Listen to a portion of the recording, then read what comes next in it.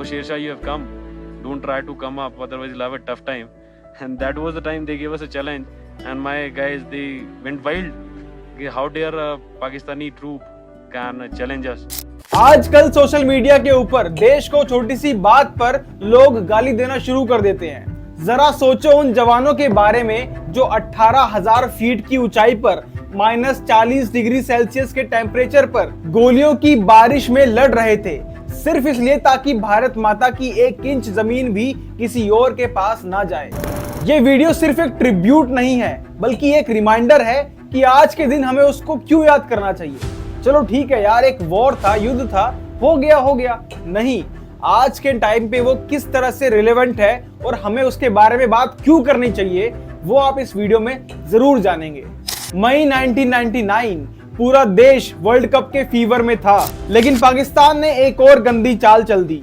Pakistan soldiers ने LOC cross करके India के ही कारगिल रीजन के पीक्स पर कब्जा जमा लिया और ये काम मुशर्रफ जैसे जनरल्स ने किया बिना ऑफिशियली वॉर डिक्लेयर किए, यानी एक छुपा हुआ और कायरों वाला हमला। लेकिन भारत ने सिर्फ इसका जवाब ही नहीं दिया, बल्कि दुनिया को बता दिया कि हम शांति जरूर चाहते हैं, लेकिन कमजोर बिल्कुल भी नहीं है। ऑपरेशन विजय शुरू हुआ। –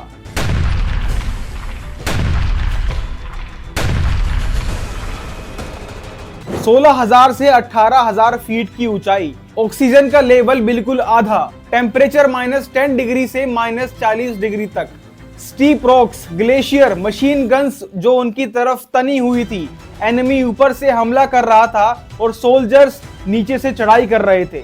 ये कोई नॉर्मल युद्ध नहीं था, ये एक इम्पॉसिबल मिशन था, लेकिन हमारी इंडियन आर्मी ने इसको जीत कर पॉसिबल कर दिखाया।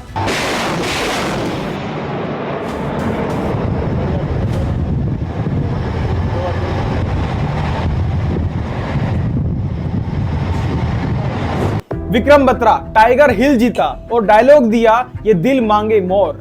मनोज पांडे अपने हाथों से बंकर उड़ाया, खुद शहीद हो गए। योगेंद्र सिंह यादव 15 गोलियां खाने के बाद भी अपना मिशन कंप्लीट किया। आपको बता दूं, ये कोई मार्वल के सुपर हीरोज नहीं है, ये इसी देश की इसी मिट्टी से निकले हुए सुपर हीरोज है, असली वाले। आज के दिन ये सिर्फ एक याद नहीं है, बल्कि एक रिमाइंडर है कि देशभक्ति सिर्फ इमोशन नहीं है, बल्कि एक रिस्पॉन्सिबिलिटी है। आज का यूथ छोटी छोटी चीजों पर देश को गालियां देने के लिए तैयार रहता है, गलतियां निकालने के लिए तैयार रहता है, लेकिन उसकी क्या रिस्पॉन्सिबिलिटी है देश के लिए, देश की आर्मी के लिए, वो ये चीज भूल जाता है। आज के यूथ को ये नहीं पता होगा कि कारगिल जैसा मिशन तब हुआ था जब इकोनॉमी स्ट्रगलिंग थी और देश इंटरनल पॉलिटिक्स से भी जूझ रहा था, फिर भी जवान लड़ रहे थे, क्योंकि देश सबसे पहले होता है। जरा सोचिए, हमें हमारे ऊपर लगे हुए टैक्सेस से बहुत प्रॉब्लम होती है, लेकिन आपको याद होगा कि जब अभी हमारा इंडो पाक कॉन्फ्लिक्ट चल रहा था, उसमें भारत ने पाकिस्तान को खदेड़ कर रख दिया, रौंद कर रख दिया। हमारा डिफेंस सिस्टम इतना अच्छा था कि उसकी एक भी मिसाइल हम तक पहुंच नहीं पाई और हमारी इंडियन आर्मी ने उनके कई ठिकाने ध्वस्त कर दिए। तो क्या ये चीज पैसा नहीं मांगती? क्या ये चीज फंड्स नहीं मांगती? आपको नहीं पता होगा, लेकिन पिछले एक डिकेड में हमारा आर्मी बजट बहुत ज्यादा इंक्रीज हुआ है। ये हमारा छोटा सा कंट्रीब्यूशन है इंडियन आर्मी को, क्योंकि वो है तो हम हैं। आजकल की शेमफुल बात ये है दोस्तों कि अगर किसी सेलिब्रिटी की कोई बड़ी न्यूज आ जाए या फिर उसकी डेटिंग की न्यूज भी आ जाए, तो वो बहुत पॉपुलर बन जाते हैं। वो कब आ रहे हैं, वो कब जा रहे हैं, हर एक चीज बहुत फेमस होती है।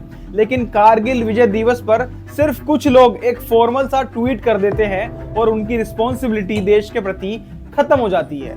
मीडिया पूरे दिन पॉलिटिकल ड्रामा और बॉलीवुड गॉसिप दिखाता है। क्या उन्हें पता नहीं कि उनकी आजादी की कीमत भी कोई एक इंडियन सोल्जर रहा होगा? आज जब भारत पूरे विश्व के सामने सीना तान कर खड़ा होता है, तो उसका एक रीजन है कि भारत मजबूत स्थिति में है और डेवलपिंग कंट्री है। लेकिन दुख होता है ऐसे बहुत सारे लोगों को देखकर जो भारत के खिलाफ ही नेगेटिव कंटेंट बनाते हैं, जो भारत के खिलाफ ही बातें करते हैं और वो नहीं चाहते कि भारत एक अच्छी स्थिति में आए।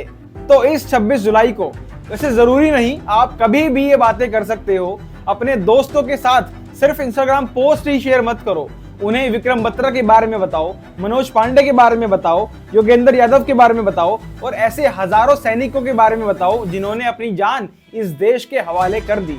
और खुद से एक सवाल करो कि मैं अपने देश के लिए क्या कर रहा हूँ। क्या मैं अपने देश के लिए एक रिस्पॉन्सिबल सिटीजन बन रहा हूँ?